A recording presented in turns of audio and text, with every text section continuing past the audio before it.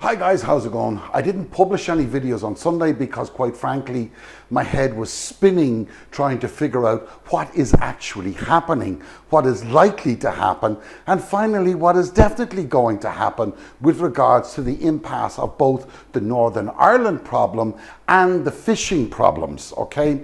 That is playing out, let's face it, on an hourly basis. So my apologies for that, and even this one is a bit late. But we are going to try to examine this from a neutral point of view with as much impartiality as I can muster.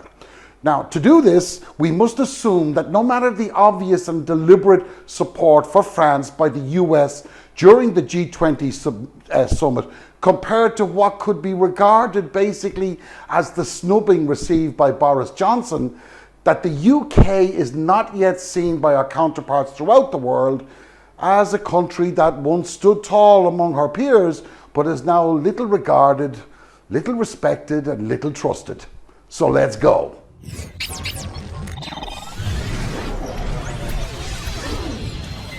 Good Lord, didn't anybody here subscribe? Now, the first question of note that I think has to be raised here is what in the hell is going on in the British government? Now, let me explain that question. On Friday, we heard of the conciliatory rhetoric, basically, from George Eustice in answer to questions on the impounding of the fishing trawler on Thursday. Now, I think it's worth watching that for yourselves. Now, remember, George Eustice, the minister responsible for fishing, who is perhaps the longest standing MP that has been publicly and bitterly opposed to the EU, was quite mellow. Now, his hatred of the EU is ingrained in the very fibres of his political career since standing for UKIP in 1999 European elections, in basically the same constituency that he sits in right now.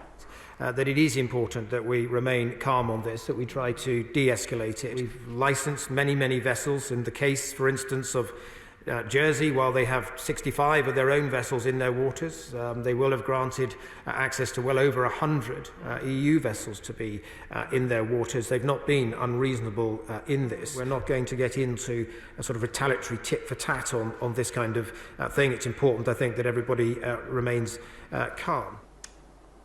Now, he did go on to make some comments on how it is the role of France to act, what is the role or how the role of France to act in accordance with the TCA. How are they going to do that? Something about which he should perhaps remind his own boss about, But having said that, and not meaning to digress, you can hear clearly that his tone is controlled and it wasn't adversarial.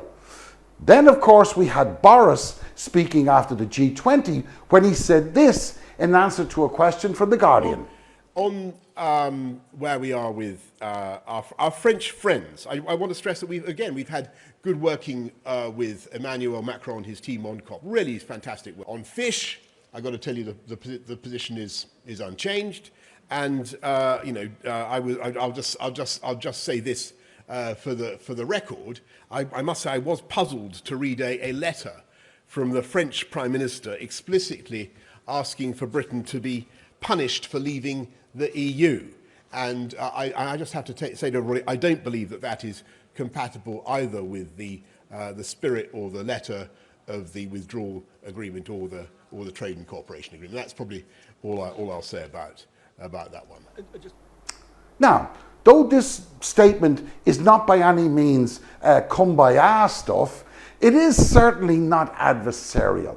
But just when you think that things may be under control and calm heads will prevail, up to the pulpit today stepped Lord Frost, who released a press statement after having done his normal stupid thing of engaging in sensitive political discussion over Twitter, which, by the way, suits him as it's limited to just 280 characters.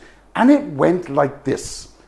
Brexit Minister Lord Frost has claimed the European Union has behaved without regard to the huge political, economic and identity sensitivities in Northern Ireland.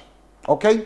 The Cabinet Minister and former Chief Negotiator for Brexit also condemned the EU for destroying cross-community consent with an overly strict enforcement of the Northern Ireland Protocol. Now, the fact that the EU are meeting with both sides and basically Frost isn't and just listening to the DUP to support his own agenda, we have to ignore that for the moment. Now, if you are on the opposing side, you would be forgiven in thinking that not all is lost. You know, maybe the EU and the UK can sort it out. But then Liz Truss stepped into the mix and decided it was a good idea to stick her oar in, right? And she has been doing the rounds across any and all the media guys she can talk to, with, from The Guardian to the BBC to the Sky and whoever else will listen. Stop threatening UK fishing vessels, stop threatening the Channel ports, and accept that we are entirely within our rights to allocate the fishing licences in line with the trade agreement. Well, this issue needs to be resolved within the next 48 hours. And if it isn't, we're going to look at legal action? Absolutely. Now, we must examine the French side of this debacle. The leak of the letter that basically encouraged a policy of persecution of the UK voters because of Brexit was, in my honest opinion, a bloody disgrace. I subscribe to the policy that he who is without sin cast that first stone. And there is not a single country anywhere in the world that has not made a decision that pissed off their neighbours. But for France to call on other members to punish the UK was naive in the extreme, and let me tell you why.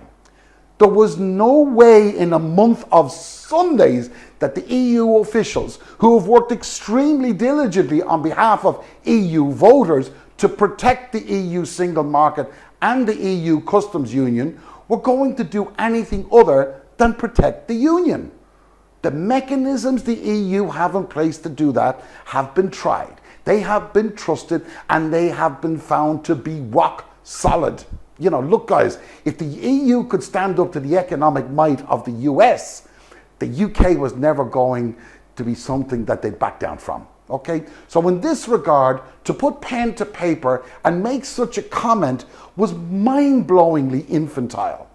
That being said, however, a deal was done and the UK say they are abiding by it and the French say that they are abiding by it. And Liz Truss, well, I have a question for her, and it's this, and it's the most important question.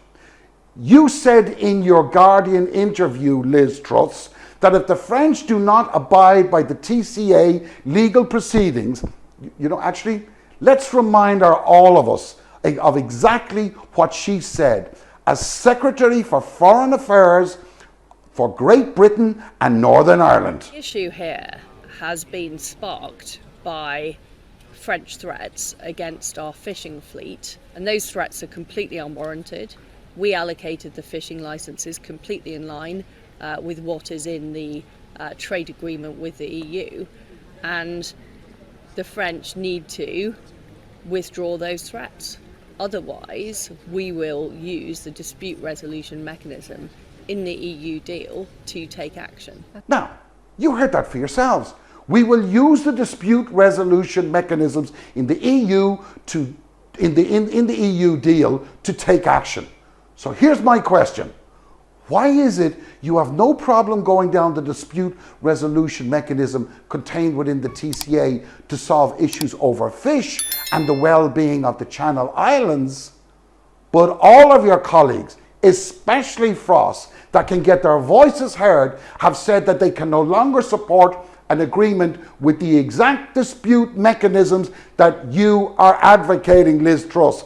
The UK should now use to settle this dispute.